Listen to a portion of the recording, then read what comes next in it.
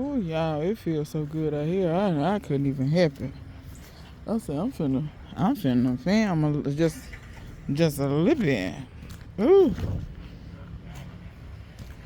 yeah. What I'm gonna do is, you know what? Oh, I can deadhead this. You know what?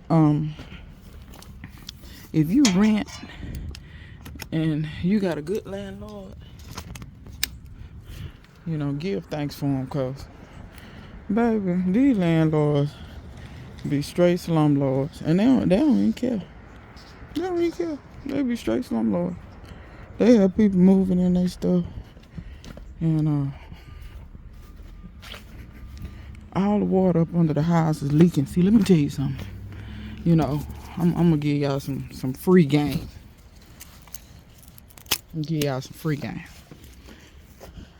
If you're new to my channel, you may not know this about me. I don't too much care for new houses. They ain't built worth of shit. And that ain't my opinion, that's fact. First of all, old growth lumber, when they was building these old houses, it's much stronger, much more water resistant because they were bigger trees. When you cut these little trees that ain't but 10, 20 years old, this pine is soft. You can go to the store. Just go to Lowe's and look at how many tuberfos freshly cut. They already crooked. They already bent. They already all that stuff. Versus if you've ever fooled with any old growth lumber or like salvage lumber, you'll find that a 2x4 is much sturdier. Even in the weather, it doesn't, because wood is still a natural product. It grows and shrinks. You'll notice in the weather, it still really don't grow and shrink that much. It's just because it's better quality wood, period. I'm going to water that front bed through that soaker hose while I'm talking to y'all. Go back here and get these pruners. I need to deadhead these roses. I need to cut some of these limbs back off of this turmeric. This black turmeric could be bigger if it was getting a little bit more sun. And mulberries constantly shaking it out, like I told y'all. I'm going to cut that mulberry down. But that being said, a lot of people move out of old houses because in America, we have this thing where we have a throwaway mentality.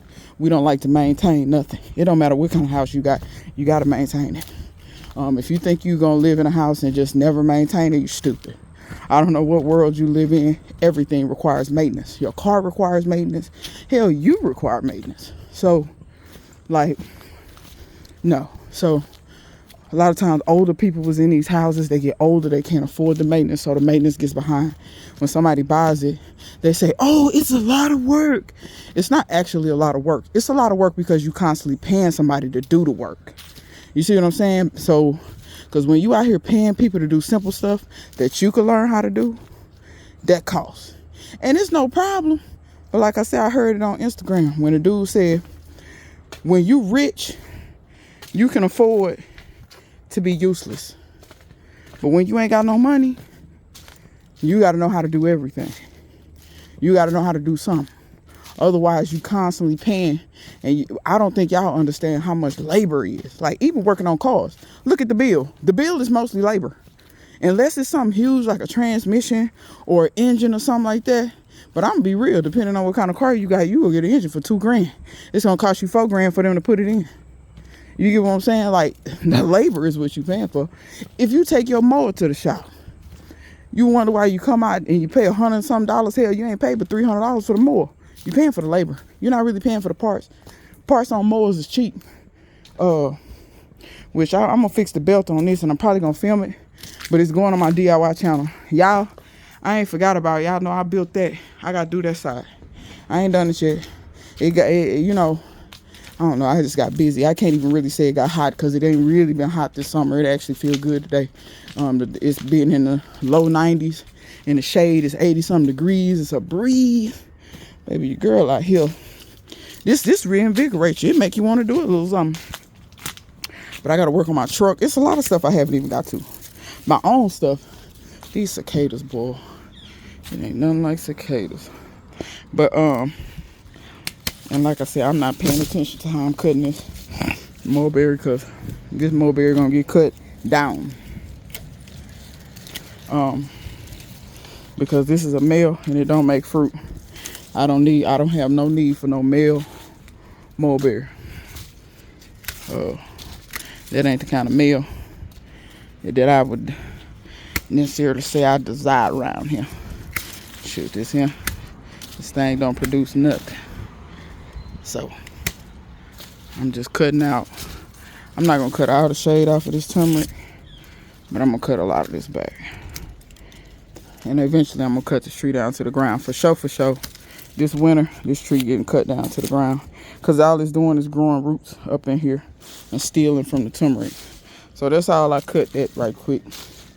I'm gonna deadhead these I'm probably gonna cut them mulberries too. Those are Pakistans. They have yet to produce yet, but they're supposed to produce. Real talk, if they don't produce next year, I'm probably gonna cut them out. I'm probably gonna chop them all the way down to the ground. But I think they're gonna produce. I think I had them in a spot. That's a long story with the mulberries. I had them over there in a pot for a long time. They died back 3 or 4 times, and then they came back. By the way, if you don't know how to deadhead your roses, I'm finna show you the simple way. When these flowers die back, you want to take them flowers off by what's called deadheading, what you see me doing. And this is in essence pruning. And when you're in essence basically pruning, it will foster new growth, and therefore they will bloom again. If you don't do this, I mean, they pretty much just bloom like once. When I got this house, this tree was much smaller.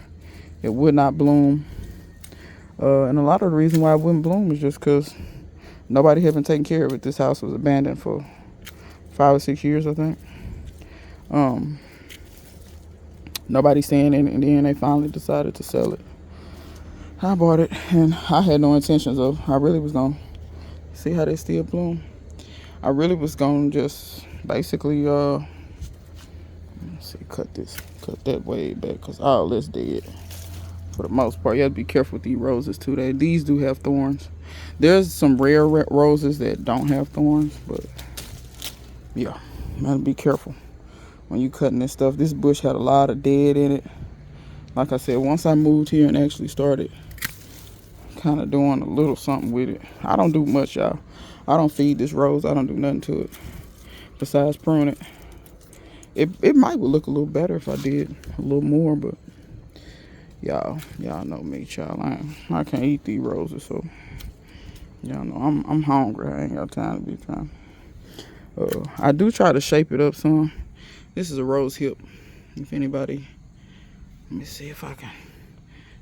All your roses won't do that, but that's a rose hip. If they get, but I don't know if these rose hips are the edible kind. They may not be. I'm not sure. But anyway, come out of there. Oh no, you attached. Let me cut you. I might need to cut the cross branches.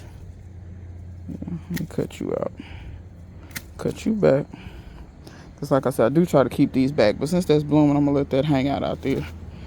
I'm going to cut this off. I'm going to cut you back to there. Cut you back to here. Because I don't want this bush so far in the walkway. All that's alive, but it look like it's about to die though. So I'm going to get rid of all of that. And then this, I might just step on this and break this. Yep, broke right off. Boom.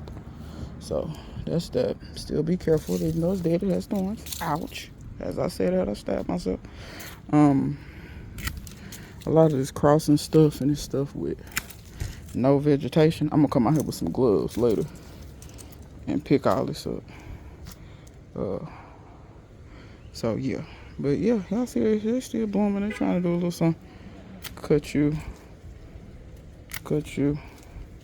But yeah, I try to keep it, you know, it looks a mess right now. It looks better in the spring, but it is what it is. But back to what I was saying. Older people get these houses and they get older. They can't maintain them because they're on a fixed income and things like that. Things like roofs and things become something that's cost preventative. Because I hate to say it, my neighbor, he's 74 and he be struggling.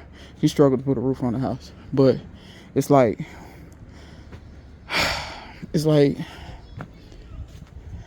sometimes though we say we struggling, but we still be buying stuff that really is not a necessity. Instead of you saving your money You blowing it. Trust me, I'm a financial advisor. I know how people blow money. They fight me tooth and nail because I try to tell them not to blow money. They want to blow it constantly. But so like I said, a lot of these people, the houses get in such bad shape. The family don't want it. They think that a newer house is better, and things like that. And then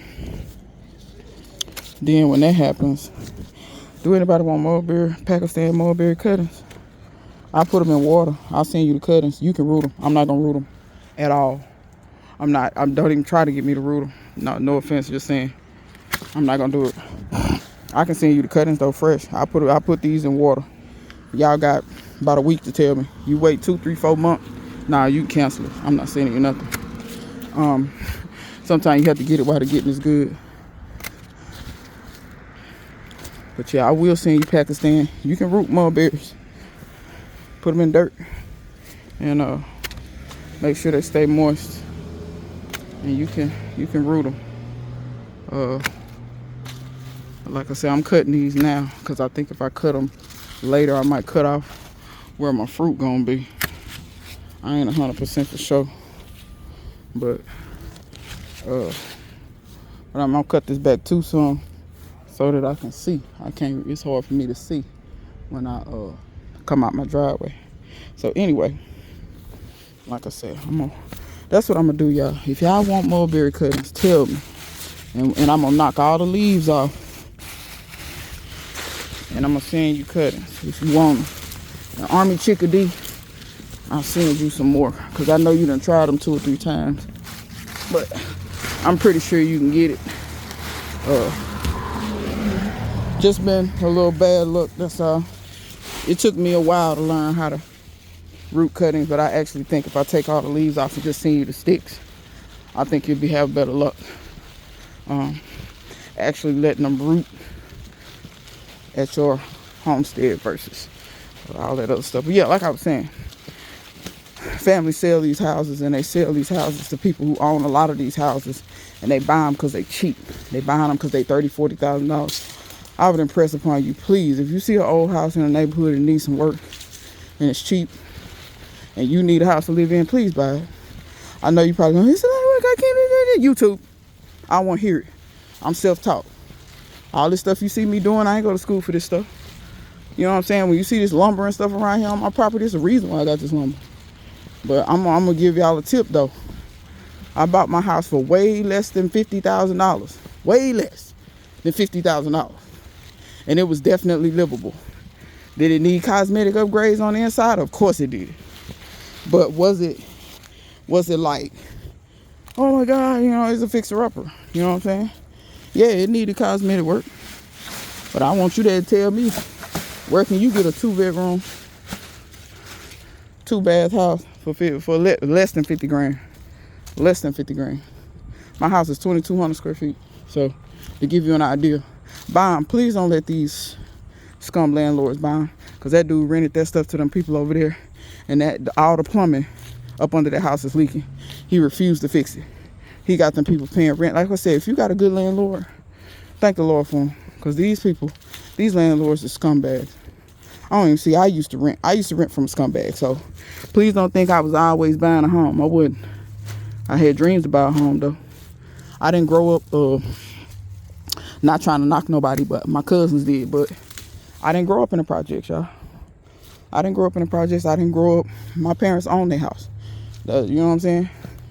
They bought the house when I was less than 1 year old. I think I was 6 months when they bought the house. So all this stuff, child, I'm telling you, that's all they do, renters. The way this country going, all they're going to do is try to get over on you. And I got news. The Constitution say landowners got the rights. That's why y'all need to pay attention. And you sitting up here thinking, oh, if the shit hit the fan, all you people that's not landowners, you fucked. You know what I'm saying? Excuse my French, but I'm just being honest with you. You fucked. Because all these, I'm telling you, these people talking about Project 2025, that's what they trying to take it back to. Guess who could vote? Landowning white men. That's what they finna take it back to. And I'm gonna be real with you and tell you this in case you didn't know. You wonder why the few black people was able to get a foothold, like way back in the day when it was segregated and you had black people who was able to start businesses and do certain things. The reason why they was able to do that stuff is one way or another, they acquired some land. And they gave them some power. You say what you want, it's still the same today. Don't have you no land. Don't have you no land. That's the only thing in this country don't lose value. Is land. It's the only thing. So you know what I'm saying? Like I be trying to tell y'all, be paying close attention. Be paying close attention. You can think this stuff don't affect you. It do and it will. But like I said, please everybody be striving to do the best that you can. And even if you ain't got the money right now, start saving the money, sacrifice. You know what I'm saying? I had to sacrifice and live in a place with a shit landlord for years that I didn't want to. But I did it because the rent was cheap. The place wasn't terrible, but it wasn't nice either. I didn't want to stay in there, but it is what it is. You know what I'm saying? I was out of the elements. I had air, I had heat, I had water, you know what I'm saying? But it wasn't no palace by any means. But I stayed in there because the rent was cheap and was stacking my money. I was living like a damn pauper just so I could stack my money. I wasn't playing. When I bought my house and white people couldn't tell me nothing. I signed my name and move around. I got the bread. You know what I'm saying? The bank even tried it one time. Told me, you can afford a house that's $500,000. Yeah, I sure can, but I'm not going to buy one at that price. You want me to buy a house $500,000, something happened to my money, I'm up under the bridge. I ain't gonna be up under the bridge. You gonna be up under the bridge. I ain't gonna be up under the bridge. Cause I got news for y'all. I can stop making an income right now, pay my house off in 4 or 5 years and still be straight for a good little minute. You get what I'm saying? Get yourself right, be right. I hear people talking about preparedness and all this kind of stuff. Be right about your money. Now don't get me wrong. In catastrophic time, like if we ever hit the depression like we did before, sometimes the dollar bill, y'all don't mind me while I look over stuff, the dollar can lose its value. When the dollar loses its value, then you know what I'm saying, having money don't matter. At that point, you're gonna have to barter, have land, or do something else. Have skills, you get what I'm saying? But in the meantime, in between time, while the dollar still matters, have your money right. Do not be out here spending every dime you got. That's why I try to advocate to y'all. Some of y'all be gardening. In my opinion, you spending too much money. You keep spending, thinking you need all these gadgets to garden. You don't need them gadgets to garden. All you need is a bucket, some sunshine, and some water. You really don't even need no bucket. You dig a hole in the ground, depending on where you at. You know what I'm saying? You have to learn how to make do. But I think so many people, they see this stuff on TV. Y'all don't realize how poor them people is on TV. They not telling you they poor. You know what I'm saying? All these housewives and stuff. Them people ain't really got no money. Not really. The people who really got money, they not on TV. Trust me. Because they don't even want people to know they got money like that. That man that keep paying Clarence Thomas with all the $1 million trips, that billionaire. Y'all probably don't even know what he look like, dude. Y'all see what I'm getting at? Exactly. The billionaires, they got that money. They not on TV.